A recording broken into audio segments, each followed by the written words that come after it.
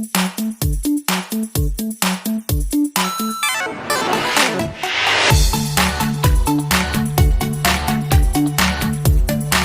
दोस्तों, एक बार पुनः मैं आपके सामने लेकर आया हूँ एक नई कहानी जो एक गांव के गरीब मिडिल क्लास फैमिली की है। इस मिडिल क्लास फैमिली में एक बच्चा, जो बड़ा बेटा था उनका, वो अच्छी खासी मेहनत करने के बाद एक पुलिस में सिपाही की नौकरी ले लेता है और गांव में उसकी नौकरी लगने के बाद उसके रिश्तों की, शादी के लिए जो विवाह के रिश्ते थे उनकी काफ़ी संख्या बढ़ जाती है। माँ बाप अपने बच्चे के बेहतर भविष्य को देखते हुए तरह तरह के परिवारों के साथ उसका रिश्ता जोड़ने की कोशिश करते हैं और कुछ समय पश्चात एक दूसरे जनपद की एक गांव से ही एक लड़की का रिश्ता, वो भी पुलिस में एक सिपाही है, उसका रिश्ता हो जाता है।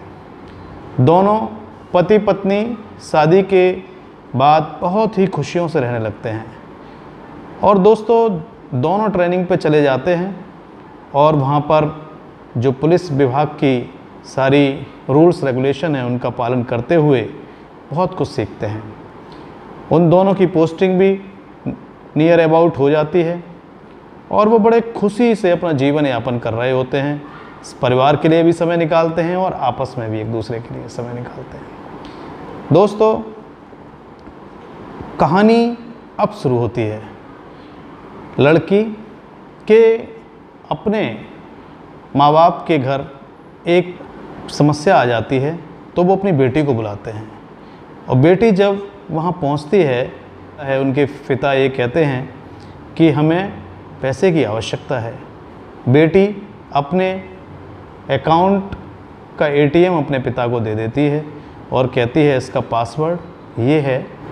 उसके फादर वो एटीएम कार्ड लेकर उसके अकाउंट से पैसे को निकाल लेते हैं और बेटी अपने माँ बाप के घर चैन से रहने लगती है।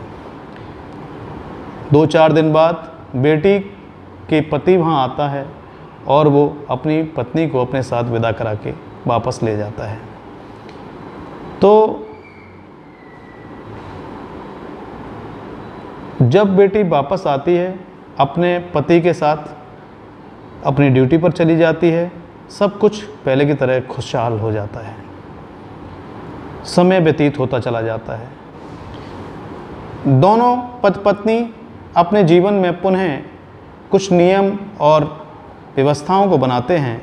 उनमें से वो डिसाइड करते हैं कि हम में से एक शख्स अपनी सैलरी से परिवार को चलाएगा और दूसरा शख्स अपनी सैलरी जोड़ता चला जाएगा।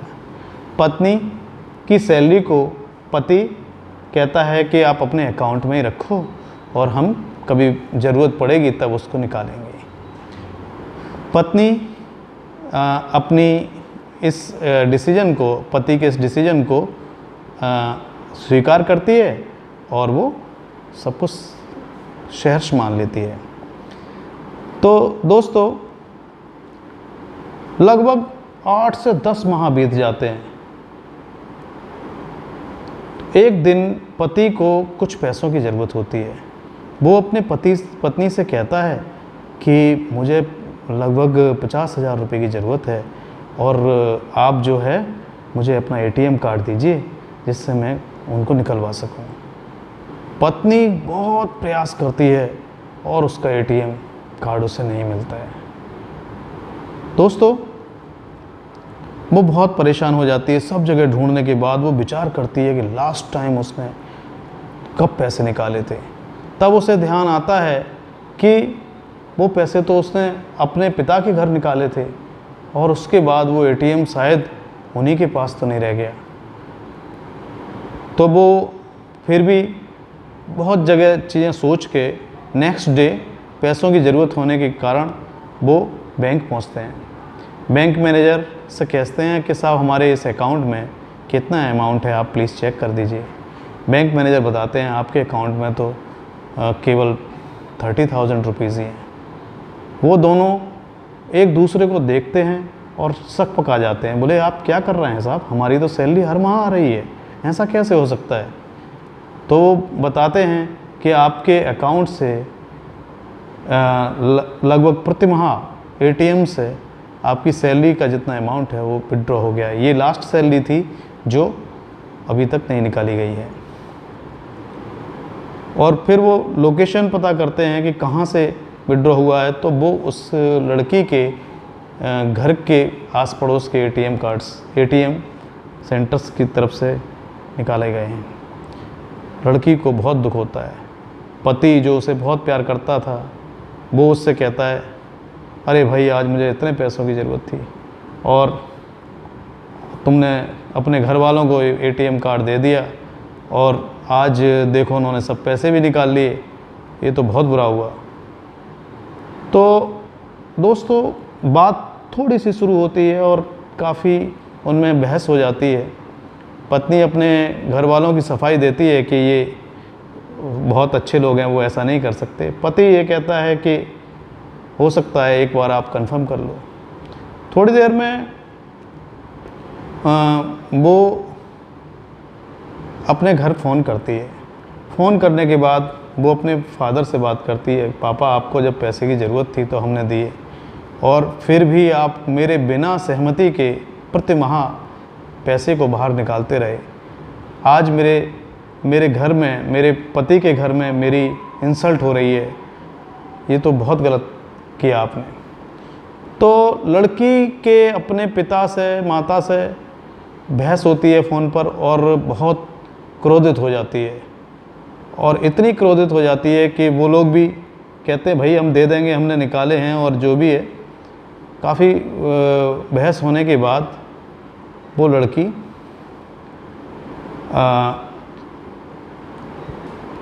अकेले अपने कमरे में आ जाती है। पति की नाइट ड्यूटी लग जाती है, वो चला जाता है और पत्नी के मन में जो थॉट्स है वो इंसर्टेड हो चुका है और बार बार वही थॉट आता जाता है, ये तो बहुत गलत हुआ। और वो एक बहुत बड़ा फ़ैसला उठाती है कि मुझे अब इस दुनिया में नहीं जीना। और दोस्तों वो कदम उठाती है जो उसे नहीं उठाना चाहिए। वो मिट्टी का तेल अपने ऊपर डालकर आग लगा लेती है और आग लगाने से पूरे घर में जब उसकी लपटें गूंजने लगती हैं तो अन्य घर के सदस्य दौड़ के उसे बचाने की कोशिश करते हैं और वो लगभग 90% जल जाती है। उसका पति भी ड्यूटी छोड़ के तत्काल वहाँ पर पहुँचता है और उसको ले जाकर प्राइमरी अस्पताल की तरफ ले जाता है और फिर वो और बड़े हॉस्पिटल की तरफ ले जाता है और फिर टर्शरी मेडिकल कॉलेज लेके जाता है। मध्य में पति अपनी पत्नी से बात करता है, ये क्या किया तूने। तो पत्नी उससे कहती है कि मैं क्या करती, मेरे पास और कोई ऑप्शन नहीं था, मैं आप सभी लोगों से नज़रें नहीं मिला सकती थी, मैं बहुत परेशान थी और मैंने ये डिसीजन लिया। पति उसको बड़े हॉस्पिटल में ले जाके भर्ती कराता है। इसी बीच इलाज के दौरान ही उसकी मृत्यु हो जाती है।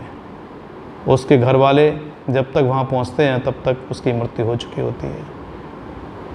घर वाले सभी सदस्य, पति उसके परिवार वालों पर दहेज एक्ट का मुकदमा पंजीकृत कराकर तत्काल उसे उन लोगों को जेल भिजवा देते हैं।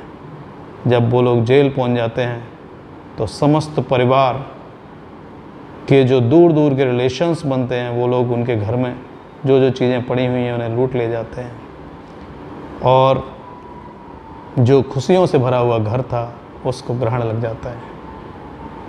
दोस्तों कभी एक छोटी सी भूल इंसान को बिल्कुल पागल कर देती है। अगर हमारे जीवन में कोई इस तरीके की समस्याएं आती हैं तो हमें उन्हें बहुत ही संयम से विचार कर, आपस में डिस्कस कर सोचना चाहिए और विचार करना चाहिए।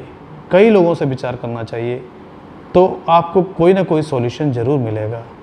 कोई भी बिना सोचे समझे उठाए गए कदम पूरे परिवारों को तहस नहस कर देते हैं। सारी स्थितियाँ पलट जाती हैं। कभी भी ऐसी स्थिति आए तो पति को चाहिए वो अपनी पत्नी को चिल्लाने झगड़ने के बजाय प्यार से बैठ के बहुत सारी प्रॉब्लम्स को डिस्कस करे, और पत्नी को चाहिए कि गुस्से में क्रोध में कोई ऐसा कदम न उठाया जाए जिससे कि उसके परिणाम बहुत गंभीर हों। जो घर का सपना उसने सुंदर भविष्य के लिए बनाया, उसको तत्काल अंधकार के ढेर में बदलते हुए देर नहीं लगती। एक विचार ही इंसान को बहुत ऊपर तक पहुंचा देता है, और एक विचार ही इंसान को बिल्कुल ख़त्म कर देता है। आज की एक कहानी आपको अच्छी लगी हो तो आप सब्सक्राइब, लाइक करना ना भूलें। बहुत बहुत धन्यवाद।